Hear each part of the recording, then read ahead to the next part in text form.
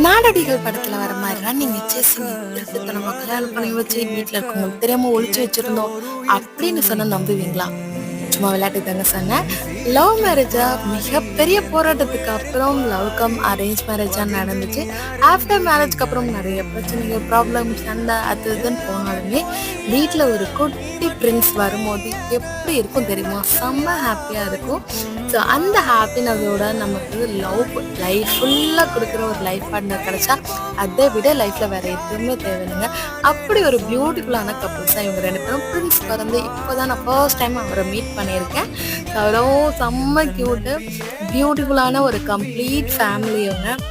என்னோட most favourite couples, best friends, well-wisher எல்லாமே இவங்க தான். எனக்கு மேரேஜ்க்கு அப்புறமா கேர்ள்ஸோட ஃப்ரெண்ட்ஷிப் அந்த அளவுக்கு நிலைக்காத சொல்லுவாங்க. பட் பர்ஃபெக்டான லைஃப் பண்ண கிடச்சிட்டா எந்த ஒரு ஃப்ரெண்ட்ஷிப்புமே உடையாது. உங்களோட ஸ்டோரிஸ் இதே மாதிரி ஏதாவது இருந்தால் மறக்காம கமெண்ட் பண்ணுங்க.